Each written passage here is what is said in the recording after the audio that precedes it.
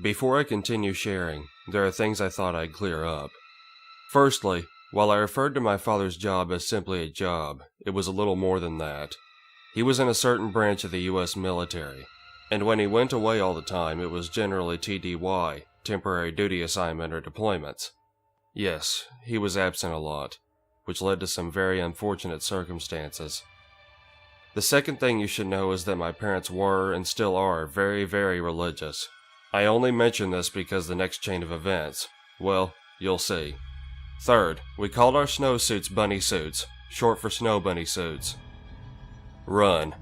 And I did run, straight to our bedroom. I ripped open the closet door and the smell of urine slapped me in my face. The mountain of stuffed toys trembled and whimpered as I prodded around trying to find Mika. She gave a small shriek when my hand wrapped around her tiny arm. I've always been a small girl. At 5, Mika was almost as big as me. Still, I scooped her up, toys falling away to reveal me to her. Mika gave a small gasp and hiccuped while she clung to me. Sissy? Who? Close your eyes, don't look, I interrupted her. I grabbed a blanket from the bed and covered her as I ran from the room. Deep laughter filled my ears. It was loud and seemed to come from everywhere all at once. Run, girl, run! It shouted in a menacing sing-song voice. Mika gripped my neck so tight I thought she'd strangle me before we ever got out of the door. I don't think my legs have ever moved so fast in my life. Down the hallway and out the front door. I didn't bother closing the doors. I just ran. The snow and deadly cold temperatures had us both physically shaking within seconds. I hadn't had time for shoes. My feet were burning from the snow as I ran toward the trees. If I could just make it to Miss Kim's house. I'm sure you've all seen pictures of the Alaskan wilderness. No picture truly does it justice. The tall and spindly paper birch trees a stark contrast to the dark spruce that covered most of our land. We had a narrow trail from our house to Miss Kim's house that the moose walked. It was packed down hard and safe to walk on, but I was running, constantly looking over my shoulder, with Mika in my arms. She had wet herself when she heard the scream, and I knew it was only a matter of minutes before it would freeze. I had to make it to Miss Kim's. I had to, even if it was the last thing I ever did. There was a warning grunt from my left. I barely stopped in time before nearly colliding with a young moose calf. I had come between a mama and her twins. I had no fear left in me. Every ounce had been wiped away from the sheer amounts of adrenaline pumping through my small frame. Mother Moose bellowed at me and stomped her hoof. I could feel Mika shivering, slowing. Mika, please sing your Val song for me. I can't remember how it goes. Mika! Mrs. Short makes a short A sound. Laughter echoed through the trees. Short A sound like The moose swung her head towards the laughter, ears going flat against her skull. We will sing the short A sound. Mother Moose snorts and baby moose moves. I run. I couldn't feel my feet by the time I reached the door. Mika merely half humming. The door swung open before I could even knock. Nikki, wide-eyed, stared at us. My mom isn't home. She went to get groceries. She began to cry and pulled us in. Lily, where are your bunny suits? Why are you screaming? I thrust Mika into her arms and ran to their phone. Miss Kim's house was a mirror image of our own. Nikki was only a year older than me and must have been so confused and scared. I don't know what or if I said anything to her. With Miss Kim out, I called the only other adult I knew would help, our pastor. I have no idea how he understood anything I said. I just remembered his soothing voice telling me he'd be right there and to stay with my mom. Mika, stay with Nikki. Nikki, my voice broke. Hide in the closet. I grabbed her snow boots, though it wouldn't have mattered. If I could have felt my feet, I'm sure they would have felt like solid blocks of ice. But Lily, I'm scared of the dark. I turned to grab Nikki by her shoulders. There's nothing in the dark that isn't in the light. I kissed Mika's forehead and ran from the house. When I got back to my house, I found Mom seizing on the floor of the entryway. I carefully rolled her onto her side like I'd done many times before. Mommy, please come back. She went still and her breathing evened out. I stayed there, by my mom's prone form, praying harder than I'd ever had for who knows how long. Please, God, please, heal my mommy. Make it stop. It became like a mantra. Over and over I said those words. The door was flung open and in walked in the massive form of our pastor. He was a big man, over 6 feet, built like a lumberjack, but with a face that looked like Santa Claus. Miss Kim on his heels. They got her up and carried her to her room and shut the door. When they came out, they were whispering and looking at me worriedly. What a mess I must have looked. I hadn't moved from my spot on the floor. Tears and snot running down my face, blood down my shirt. Miss Kim nodded at Pastor and mussed my hair as she walked by. I'll go get my things and stay the night with you guys tonight. How's that sound? It sounded like heaven. Let someone else deal with all this. It also sounded like failure. That I, in all my 11-year-old wisdom, couldn't keep my family safe. Guilt filled up my soul. What if the monster came out and hurt Miss Kim? What if Miss Kim hurt my mom because of the monster? No, that's okay, Miss Kim. Now that it's stopped and she's in bed, I can handle it. Could Mika maybe spend the night at your house?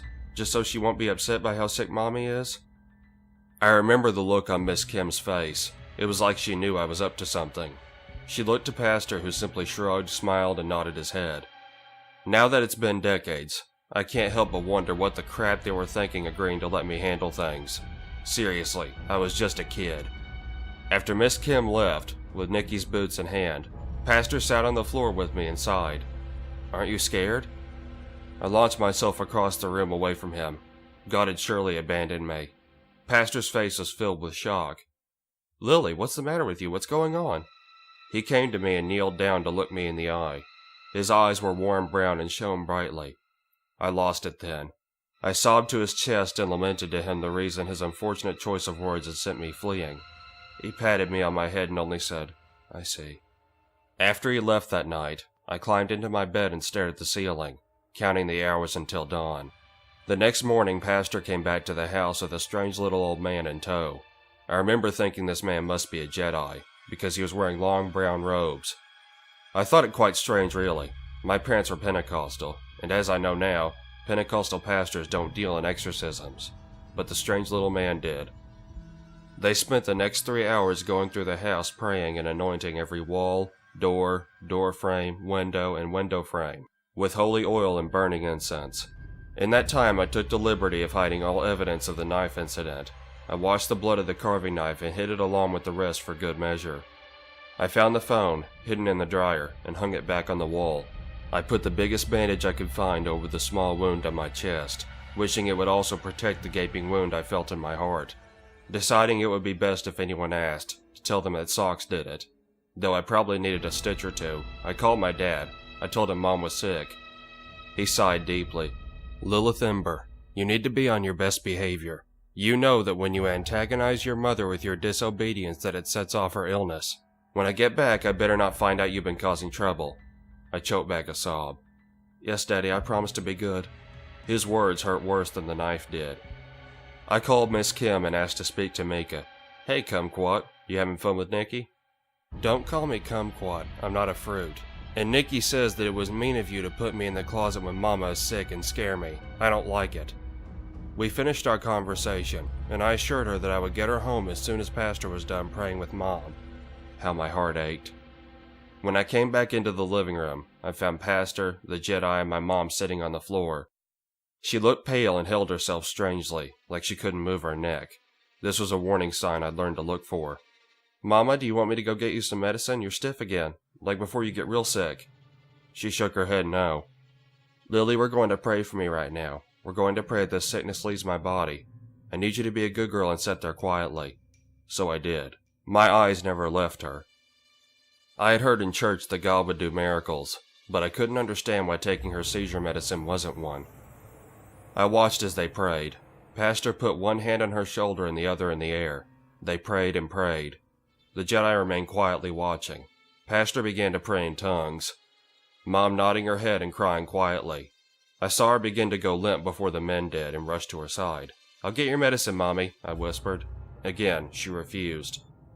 I watched as she began to seize. They wouldn't even let me roll her to her side. It's the devil leaving her, child. Sit back and watch God's wonders. The Jedi finally moved towards her. He pinned my mother to the floor, her head near his lap, his hands on her shoulders as she shook. Please let me get her medicine, I begged. Pastor moved around and held her ankles. They were both praying loudly and drowning out my pleas. I moved to her side and held her hand and cried. In the name of Jesus Christ, God's only Son, I command you to leave this woman and her family. I command... She ripped her hand from mine, shot up to a sitting position. her head tilted back looking upwards towards the ceiling. Her long, graceful fingers that I loved to watch dance across piano keys, wrapped tightly around my throat. The noise she made was a cross between a wet gargle, a gasp, and a growl.